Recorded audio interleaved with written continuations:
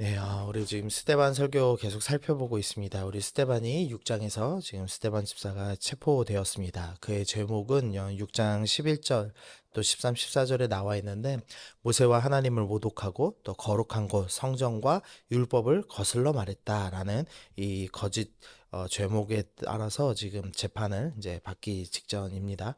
그런데 이때 이제 스테반이 이 변호를 하면서 어제는 먼저 하나님께서 하나님을 내가 모독하지 않았다. 이제 나는 하나님을 영광의 하나님으로 칭하고 있다라는 것을 이제 은근히 드러냈습니다.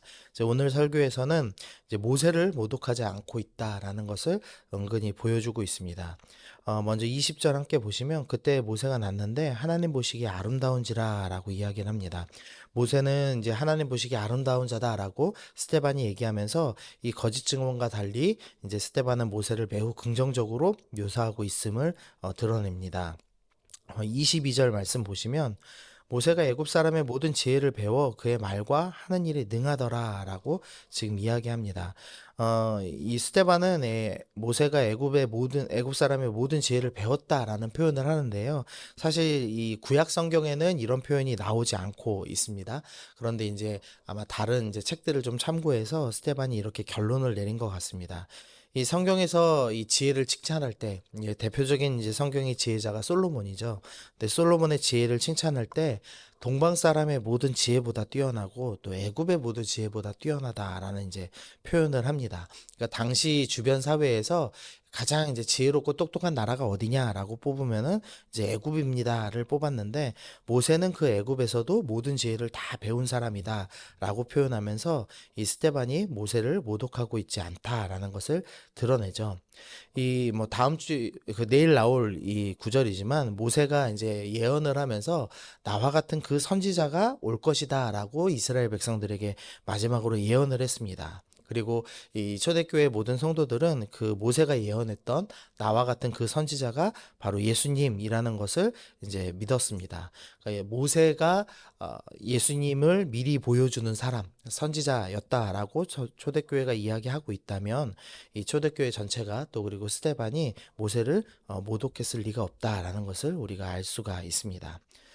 또 세 번째로 23절 보시면 나이가 40세가 되매 그 형제 이스라엘 자손을 돌볼 생각이 나더니 하면서 이 한 사람이 원통한 일을 당함을 보고 보호하여 압제받는 자를 위하여 원수를 갚아 하면서 이 모세가 행하는 일에 대해서 나오는데 모세가 왜 왕자로 있으면서 이 애굽 사람을 죽였는가 그 마음의 본심은 이 자기 형제들을 돌보기 위해서다라고 이야기를 하고 있습니다.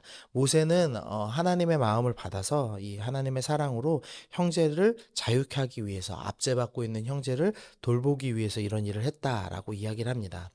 예수님의 그 사명 선언문이라고 할 수 있는 누가복음 4장 18절 19절의 구절 중 한 구절을 보면 예수님은 눌린 자를 자유롭게 하는 분이라고 소개를 합니다. 네, 모세도 지금 이 압제 가운데 있는 백성을 자유케 하기 위해 애쓴 사람이다라고 이야기를 하면서 역시나 이제 모세를 모독하지 않는다라는 것을 표현합니다. 그러면서 또 동시에 모세는 예수님을 미리 보여주는 사람, 예표했다라는 표현을 쓰죠. 바로 모세는 예수님을 미리 보여주는 사람이다라는 것을 지금 드러내고 있습니다. 네, 이스라엘 백성들이 이제 어떻게 하냐면 어제는 그 요셉을 시기하여서 조상들이 요셉을 팔았습니다. 그리고 요셉이 총리가 되어서 두 번이나 만났음에도 불구하고 자신들을 구원해 줄 자임을 분별하지 못했다. 그래서 조상들은 시기하고 구원자를 미워하는 사람으로 분별하지 못하는 사람으로 표현을 했습니다. 그런데 동일하게 모세에게도 지금 그런 내용이 동일하게 드러나고 있는데요. 25절 말씀 보시면 그는 그의 형제들이 하나님께서 자기 손을 통하여 구원해 주시리라는 것을 깨달으리라고 생각하였으나 그러니까 모세는 형제들이 나를 보면 내가 하나님께서 나를 통해 너희를 구원해 주신다는 걸 알겠지라고 생각을 했지만 그들 조상들은 깨닫지 못했다라는 것을 분명히 드러냅니다. 이스라엘 조상들은 지금 구원자를 하나님께서 보내셨음에도 불구하고 깨닫지 못하는 존재다라고 이야기를 하고 있습니다. 27절도 보시면 그 동무 해치는 사람이 모세를 밀어뜨려 이르되 누가 너를 관리와 재판장으로 세웠느냐라고 이야기하면서 하나님께서 사실은 이 모세를 관리와 재판장으로 세우셨죠. 그래서 35절 말씀 후반부에 보시면 이 모세를 하나님은 가시나무 떨기 가운데서 보이던 천사의 손으로 관리와 속량하는 자로 보내셨다라고 하면서 하나님께서 모세를 분명히 이 형제들, 이 이스라엘 백성들의 조상들의 관리와 재판장으로 세우셨습니다. 그러나 조상들은 그것을 알지 못하고 오히려 구원자를 무시하고 깨닫지 못하는 태도를 보이고 있습니다. 그래서 끊임없이 이스라엘 백성들은 하나님이 보내신 선지자, 하나님이 보내신 구원자를 거절하는 사람들이었다라는 것을 지금 설명을 하고 있는 것입니다. 이스라엘 백성들은 계속해서 이 하나님 보내신 선지자들을 거부했고, 그리고 그 선지자들이 미리 보였던 결국 이 예수님을, 우리의 진정한 구원자이신 예수님을 거절하는 사람들이라고 지금 스데반이 비판을 하고 있는 겁니다. 요셉이 팔려갔던 것처럼 예수님은 가룟 유다에게 팔려가셨고, 또 모세가 오늘 본문에서 바로에 의해서 어릴 적에 지금 죽임을 당할 뻔하죠. 근데 예수님도 헤롯에 의해서 죽일 뻔하였습니다. 그다음에 모세가 산 위에서 이제 율법을 받아와서 가르쳤듯이 예수님도 산상수훈하시면서 산 위에서 가르치셨습니다. 또 모세가 기사와 표적을 행했듯이 예수님께서도 기사와 표적을 행하셨습니다. 그 대표적인 예로 이 모세가 만나를 주었듯이 예수님께서 오병이어를 일으켜 주셨죠. 그래서 예수님은 지금 분명히 구원자이심을 하나님께서 이스라엘 역사 전체에서 미리 예표로 보여주시는 선지자들을 통해서 보여주시고 예수님의 모든 삶을 통하여서 이 선지자들에게 일어났던 일들이 반복해서 일어남으로써 예수님이 구원자라는 것을 분명히 보여주셨지만 이스라엘 조상들이 깨닫지 못했고 지금 이 스데반 시대에 이스라엘 사람들도 깨닫지 못했다라는 것을 지금 말씀해주고 계시는 겁니다. 우리도 사실 마찬가지죠. 우리도 뭐 이 이스라엘 사람들 또 이스라엘 조상들하고 비교해 볼 때 우리가 뭐 더 대단한 사람이다라고 할 수 없는 존재들입니다. 우리도 영적인 시야가 매우 좁고 이기적이고 또 하나님의 뜻을 분별하지 못하는 어리석은 자라는 것을 우리가 오늘 말씀 통해서 먼저 좀 생각을 해봐야 되겠습니다.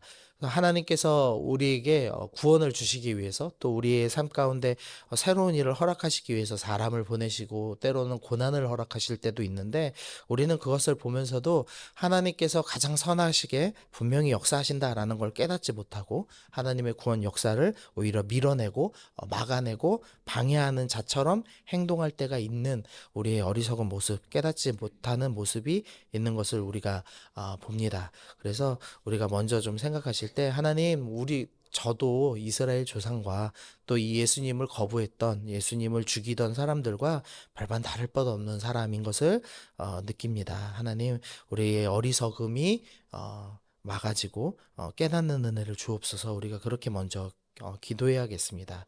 그러나 우리가 이 이스라엘 백성과 달리 소망이 있는 것은 이들에게 없던 것이 하나 있습니다. 그것은 뭐냐면 바로 깨닫게 하시는 성령님이 계십니다.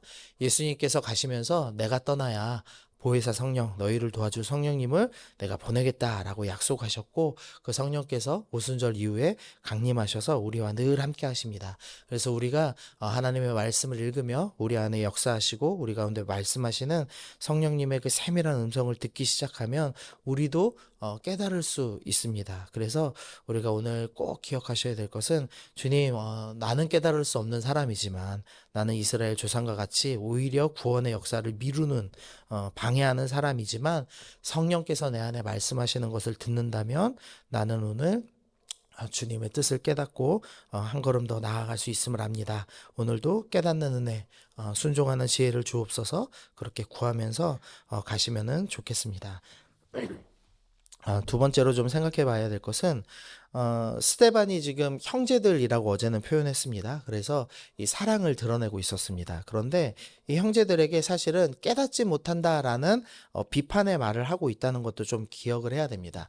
그러니까 이 이스라엘 백성들, 이 형제들은 지금 구원자를 죽이고도 구원자 예수님을 여전히 깨닫지 못하고 있습니다. 기적과 표사가 일어나고 심지어 베드로의 그림자만 덮여도 병자들이 낫는 환경에서도 지금 예수님이 구주임을 깨닫지 못하고 있습니다. 그래서 스데반은 너희 조상들처럼 너희도 지금 어리석다라면서 이 형제들의 죄악을 깨닫게 하기 위해서 지금 설교를 하고 있는 것입니다. 그러니까 구원자를 드러내기 위해서 지금 설교하고 있는 거죠. 우리가 또 형제를 사랑하는 마음으로 나아가야 되지만 또 분명히 해야 될 일이 있는데 구원자를 알아보지 못하는 이 형제들을, 이 불쌍한 영혼들에 대해서 구원자가 예수님이십니다. 그리고 예수님을 믿지 않을 때 지옥에 갈 수 있습니다라는 분명한 이 진리에 대해서 우리가 드러내야 합니다. 그것이 사실은 사랑인 것이죠. 그래서 우리가 우리 형제들에 대해서 사랑한다는 것 때문에 죄악에 눈 감는 것이 아니라, 내가 사랑하기 때문에 오히려 당신이 지금 성경이 미워하는 죄, 하나님께서 싫어하시는 죄를 범하고 있고 예수님을 반대하고 있습니다. 예수님을 믿으셔야 됩니다라는 것을 분명히 드러내야 합니다. 근데 사실 스데반이 이 설교하다가 순교했습니다. 그래서 사실 우리가 이렇게 분명히 이 형제들의 죄악을 드러내는 것이 좀 두렵고 힘든 일입니다. 그런데 이 재밌는 것은 이 사도행전에서 스데반은 이 설교를 하다가 순교를 했습니다. 그리고 이 순교의 결정적 역할을 했던 것이 사도 바울이죠. 그래서 스데반에게 돌 던진 사람들이 이 사도 바울 앞에 옷을 내어놓으면서 사도 바울이 사죄했다라는 것을 드러냅니다. 근데 이후에 사도 바울이 설교할 때 스데반과 동일한 내용으로 설교를 하기 시작합니다. 그러니까 결국 이 처음에는 이 아주 쓴 약처럼 이 스데반 말이 너무 미워서 스데반을 죽이기까지 했던 바울인데, 나중에 복음을 이해하고 나서는 그게 정말로 사랑이었고 그게 정말 복음 전한 것이구나라는 것을 깨닫고 사도 바울이 동일한 설교를 합니다. 그래서 우리가 하는 설교를 때로는 어떤 사람들은 쓴 약처럼 받아들이고 우리를 공격할 수도 있겠습니다. 그러나 결국은 그 말씀 전함을 통하여서, 우리가 죄를 드러냄을 통하여서, 복음 전함을 통하여서 우리 형제들이 구원 얻게 된다라는 것을 좀 기억하시면서, 하나님, 내가 두려워하지 아니하고 또 형제에 대해서 악을 드러낼 때는 약간 용감하게, 용기 있게 죄악을 드러내는 그런 믿음을 주옵소서. 우리 그렇게 기도해야겠습니다.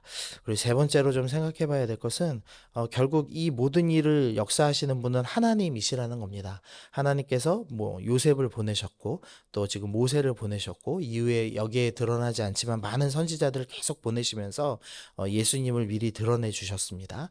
그리고 스데반 같은 또 순교자를 허락해 주셨고, 또 예수님 이후에 또 사도들이 가르침을 통해서, 말씀을 통해서 또 끊임없이 구원하게 하셨습니다. 결국 하나님께서 포기하지 않으시고 선지자를 보내시고 사도들을 보내시며 주님의 복음을 이 죄인들에게, 깨닫지 못하는 죄인들에게 전하고 계시다라는 것을 우리가 좀 기억하면서, 하나님, 나처럼 깨닫지 못하는 죄인에게도 복음을 허락하신 것처럼, 우리가 지금 내 눈앞에서는 우리를 방해하고 우리를 핍박까지 하는 형제들, 나의 가족들이 하나님의 이 끈질긴 사랑을 통해서 구원 얻을 것을 믿습니다.